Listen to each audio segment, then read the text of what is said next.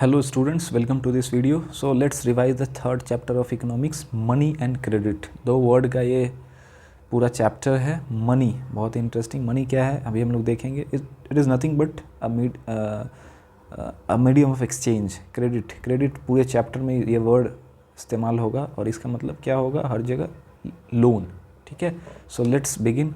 Money as a medium of exchange. Money जो है medium of exchange के रूप में बहुत लंबे समय या यूँ कह लो कि शुरू से नहीं है, जब से दुनिया है ना. ये it came later.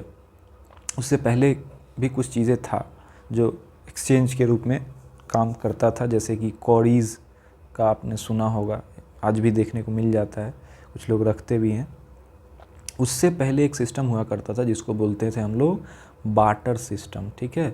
Barter system में क्या था लिमिटेशन, वहाँ पे double coincidence of want. Double coincidence of want एक नेसेसरी कंडीशन होता था, वो फुलफ़िल होने के बाद ही एक्सचेंज ट्रांजैक्शन हो पाता. Excuse me.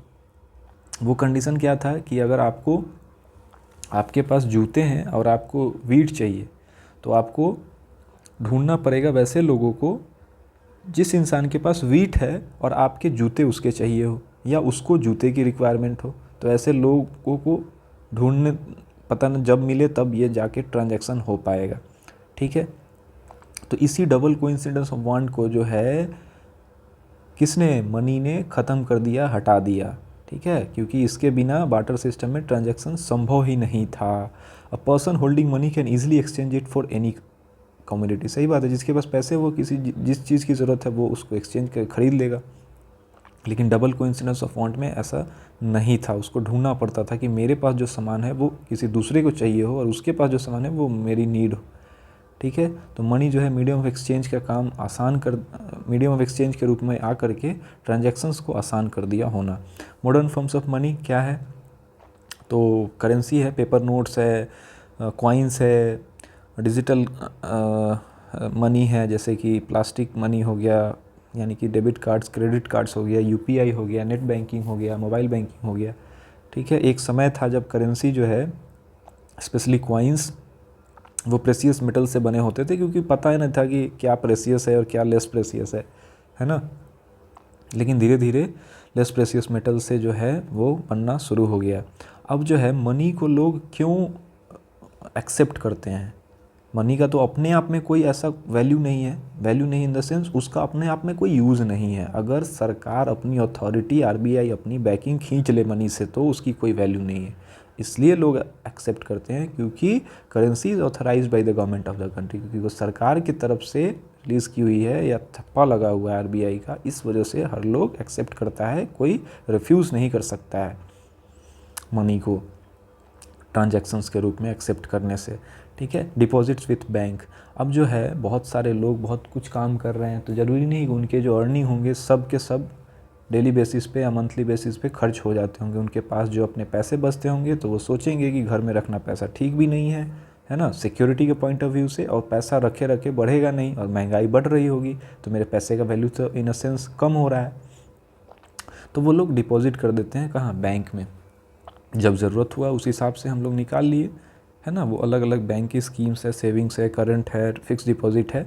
तो अगर ये डिपॉजिट बैंक्स में ऐसा है कि जब डिमांड करे मेरे लिए उपलब्ध है, जैसे कि सेविंग्स अकाउंट में होता है जनरली, तो वैसे डिपॉजिट्स को क्या बोलते हैं, डिमांड डिपॉजिट्स. हमने डिपॉजिट क्यों करा बैंक में, क्योंकि मेरे पास जो एक्स्ट्रा मनी था, जो खर्च करने के बाद बच गए थे, वो घर में रखने से उसके वैल्यू में कमी आता और सेफ़ भी नहीं था, सिक्योर भी नहीं था. तो डबल फ़ायदा हुआ, इंटरेस्ट भी मिल रहा है और मेरा पैसा भी सेफ़ है. ठीक है. अब देखिए चेक क्या है, ये बड़ा ही इम्पॉर्टेंट एक लाइन लिखा हुआ है, बहुत ही अच्छे वर्ड्स के साथ ये स्टेटमेंट है. A cheque is a paper instructing the bank to pay specific amount. एक पेपर है बस, वो बताता है बैंक को कि भैया मेरे अकाउंट से इतने पैसे इस इंसान को दे दीजिए जिसके नाम से ये चेक इशू हम किए हैं. ठीक है. वही चीज़ है. ये रहा एक चेक का सैम्पल. आगे बढ़ते हैं.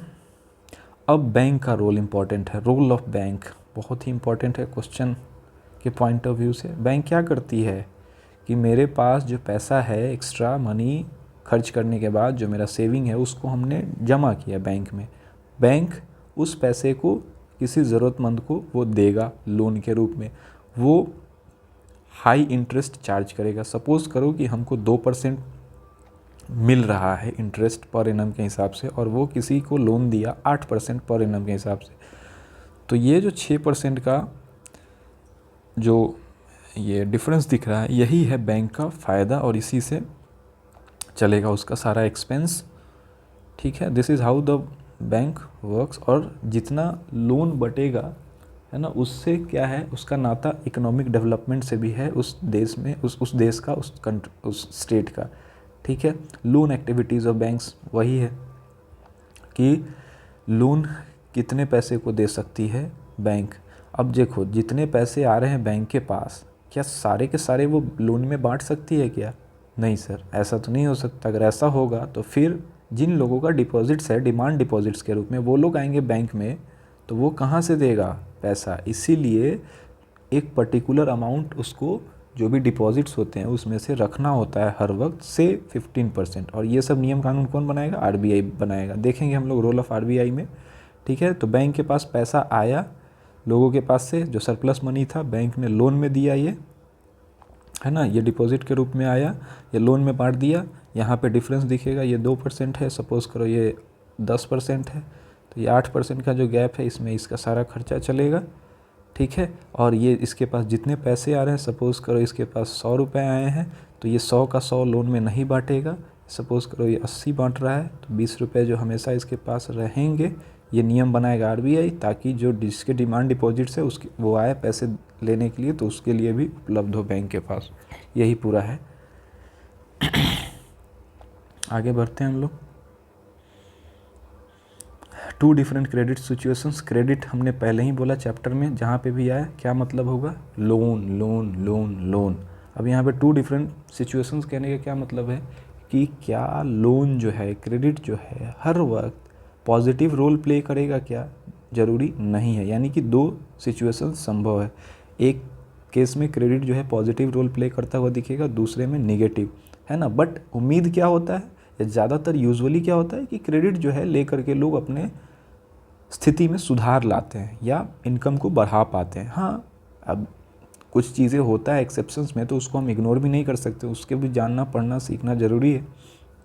तो ये जो 2 केस स्टडी है, इसमें यही दिखाया गया है कि फेस्टिवल का टाइम था और इसने, सलीम ने लोन लेकर के जूते बना करके बेच करके वो कमाया अच्छा पैसा, है ना। और इसके केस में क्या हुआ कि क्रेडिट जो है पॉजिटिव रोल प्ले किया। लेकिन सपना के केस में जो है बैंक से वो लोन लेकर के सोर्स से वो जिस चीज़ में वो इन्वेस्ट की फार्मिंग में, वो किसी कारणवश फेवरेबल नहीं रहा, और वो कर्ज जो ली थी उसको चुकाने के लिए उसको डेट ट्रैप में जाना पड़ा, कर्ज के जाल में वो फंस गई। और ये क्या दिखाता है कि वो बोरोवर जो है डेट ट्रैप में चला गया, और जिससे बाहर निकलना बहुत ही मुश्किल है। तो ये दोनों सिचुएशन में क्या बताता है कि क्रेडिट जो है पॉजिटिव रोल प्ले तो करेगा ही, कभी कभी जो है नेगेटिव रोल भी प्ले कर सकता है, डिपेंड करता है बहुत सारे फैक्टर्स पे।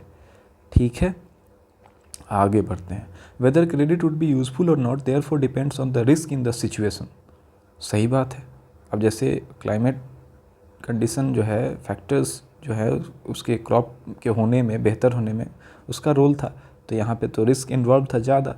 ठीक है, तो रिस्क क्या है उस पर डिपेंड करेगा कि क्रेडिट जो है कैसा रोल पॉजिटिव या नेगेटिव प्ले करेगा। टर्म्स ऑफ क्रेडिट बहुत ही important topic when it comes to exam.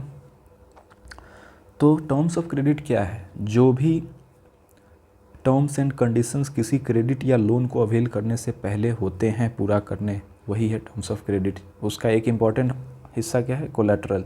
जो चीज़ें हम सिक्योरिटी के रूप में रखते हैं लोन देने वाले लोग के पास, ठीक है, उसी को कोलैटरल बोलते हैं। कोलैटरल क्या है? कोई भी चीज़ वैल्यूएबल जिसको हम रखते हैं, जैसे कि लैंड हो गया, व्हीकल हो गया, लाइव स्टॉक हो गया, डिपॉजिट्स विथ बैंक हो गया। ठीक है, एक हाउस लोन का एग्जांपल दे रखा है मेघा का। उसने जो हाउस ख़रीदा है उसका हाउस ही है, जब तक वो लोन पेड ना हो जाए उसका हाउस ही क्या है? कोलैटरल बन के रहेगा। इंटरेस्ट रेट, अब टर्म्स ऑफ क्रेडिट के तहत आता क्या है? इंटरेस्ट रेट, किस रेट पे आपको लोन मिल रहा है, कोलैटरल में आप क्या दे रहे हो, क्या क्या पेपर रिक्वायरमेंट्स है, किस तरह से आप पे करोगे, है ना, ईएमआई में पे करोगे, या ये प्रोविज़न रखे हो कि जितना जल्दी पैसा हो जाए उतना जल्दी कर देंगे। ठीक है, तो ये सारे के सारे कॉन्स्टिट्यूट करते हैं टर्म्स ऑफ क्रेडिट। ठीक है, आगे बढ़ते हैं। Variety of credit arrangement. अब भैया क्रेडिट यानी कि जो लोन है ये इसका अरेंजमेंट लोगों के लिए कहाँ कहाँ से हो रहा है, तो क्या वो सोर्स फॉर्मल है या इनफॉर्मल है। तो ये केस स्टडी में यही बताया है कि बहुत सारे लोग जो है अलग अलग सोर्सेज से क्रेडिट लेते हैं और उन सोर्सेज को जो है हम लोग कैटेगराइज कर सकते हैं दो मेन ग्रुप में, जिसको हम लोग कहते हैं फॉर्मल और इनफॉर्मल। अब फॉर्मल नाम से ही लग रहा है कि वहाँ पे कुछ चीज़ें फॉर्मेलिटीज़ होंगी, कुछ नियम कानून होंगे जिसके तहत काम होगा, तो जहाँ नियम कानून प्रोसीजर्स लागू होंगे वहाँ पे एक्सप्लॉइटेशन के चांसेस कम होंगे। So let's see. दूसरा क्या है, लोन फ्रॉम कोऑपरेटिव्स। ये भी जो है फॉर्मल सेक्टर का ही एक एग्जांपल है, हम लोग देखेंगे। फॉर्मल कोऑपरेटिव्स कहने का मतलब क्या है कि एक पर्टिकुलर ऑक्यूपेशन के लोग हैं और वैसे लोग एक साथ आकर के ग्रुप बनाते हैं, इकट्ठे होते हैं और वो अपने कुछ कुछ पैसे सेविंग को इकट्ठा करके एक पुल अमाउंट बनाते हैं और उसमें से अपने ही उसी ग्रुप के मेंबर को ज़रूरत के हिसाब से लोन देते हैं। और ये ऑक्यूपेशन वाइज होता है, प्रोफेशन, सेम प्रोफेशन के लोग ऐसे ग्रुप को बना करके करेंगे। किसान है तो किसानों का अपना एक कोऑपरेटिव होगा, व्यापारी लोग हैं तो उनका अपना कोऑपरेटिव होगा। ये डिफरेंट होता है सेल्फ हेल्प ग्रुप से इस मामले में कि सेल्फ हेल्प ग्रुप में अलग अलग ऑक्यूपेशन के लोग भी आकर के ग्रुप बनाती हैं और जनरली महिलाओं के लिए रूरल एरियाज़ में ऐसा देखने को मिलता है। Formal sector credit in India. Formal sector credit in India यानी कि क्या स्थिति है, क्या ज़्यादातर लोग जो है इंडिया में फॉर्मल सोर्सेज से लोन ले रहे हैं या इनफॉर्मल से। तो पता चलेगा कि लगभग ये पाई चार्ट दिखाएगा कि ऑलमोस्ट आधे लोग जो है फॉर्मल से ले रहे हैं, आधे इनफॉर्मल से ले रहे हैं। तो क्या कुछ फ़ायदे नुकसान है क्या, किसी में फ़ायदे किसी में नुकसान। जी, तो फॉर्मल जो है वो गवर्नमेंट के रूल्स एंड रेगुलेशंस के तहत चलते हैं, वो आरबीआई के नियमों के तहत उसको चलना होता है, यानी कि वहाँ एक्सप्लॉइटेशन के चांसेस कम होते हैं। एग्जांपल में क्या हो जाएगा, बैंक्स हो जाएगा, कोऑपरेटिव्स हो जाएंगे। ठीक है, और जो है reserve bank of India supervise करता है फॉर्मल सेक्टर को, इसलिए यहाँ पे जो है चीज़ें ढंग से होता हुआ दिखेगा। अब जैसे कि बैंक के पास जो हमने देखा कि 15% या 100 रुपीज़ आया, 15% वो पैसे जो भी डिपॉजिट्स आया उसको अपने पास रखेगा ताकि डिमांड डिपॉजिट्स को पूरा कर सके। ठीक है, द आरबीआई। अब यहाँ पे रोल ऑफ आरबीआई भी एक इम्पॉर्टेंट थीम है क्वेश्चन के पॉइंट ऑफ व्यू से कि आरबीआई का क्या रोल है इंडियन इकॉनमी में, कैसे वो सुपरवाइज करती है बैंकों को। सो यहाँ पे मैं थोड़ा पढ़ देता हूँ ताकि आपके दिमाग में वो रिपीट हो जाए। The reserve bank of India supervises the functioning of formal sources of loan. ये इनफॉर्मल को नहीं, केवल फॉर्मल सोर्सेस को सुपरवाइज करती है। ठीक है, जैसे कि वो एग्जांपल आपके दिमाग में आ रहा होगा, 15% वाला डिपॉजिट्स में से रखना होता है। The RBI sees the banks give loans not just to, ये भी आरबीआई इंस्ट्रक्शन देती है कि आप कुछ लोगों को ही लोन नहीं दोगे, प्रमोट नहीं करोगे, है ना, जो मतलब जिनकी कैपेसिटी कम है उन्हें भी आप लोन दोगे और वो भी अपने को बढ़ा पाएँ, है ना। Not just to profit making businesses and traders but also to small cultivators, small scale industries. ठीक है, यानी कि लोन का पेनिट्रेशन हर लोगों में हो।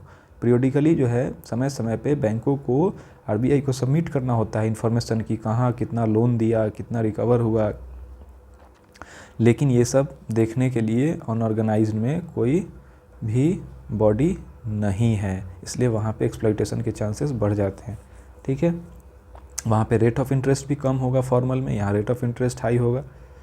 ठीक है, अगर रेट ऑफ इंटरेस्ट हाई है यानी कि आपके कमाई का, आपने लोन लेकर के कोई काम किया है तो आपका जो प्रॉफिट का बड़ा सा हिस्सा होगा वो इंटरेस्ट चुकाने में चला जाएगा अगर रेट ऑफ इंटरेस्ट हाई है तो। और रेट ऑफ इंटरेस्ट हाई होता है इनफॉर्मल में, यानी कि आपके कमाई का बड़ा हिस्सा चला जाएगा इंटरेस्ट चुकाने में। और अगर बहुत ज़्यादा है तो हो सकता है कि आप निगेटिव में चले जाओ, यानी कि कमाई जितना हुआ उससे ज़्यादा आपको देना पड़ रहा है इंटरेस्ट। ठीक है, और इस सिचुएशन में क्या हो सकता है, आप कर्ज के जाल में फंस सकते हो अगर वो अमाउंट ज़्यादा हो गया। बैंक्स एंड कोऑपरेटिव्स, इस वजह से क्या है कि बैंक्स और कोऑपरेटिव्स का ही लोन का फैलाव ज़्यादा होना चाहिए, क्योंकि ज़्यादातर लोगों के लिए जो है लोन लेने के बाद वो पॉजिटिव रोल प्ले करे, है ना, उनके कमाई का हिस्सा ज़्यादातर उनके पास बचे और कुछ हिस्सा जो है लोन चुकाने में, इंटरेस्ट चुकाने में जाए।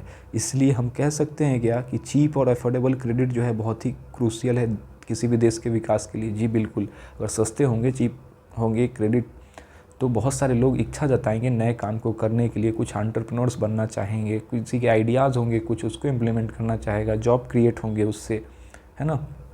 सीधा लाइन उठा के दे दे, cheap and affordable credit is crucial for countries development, explain.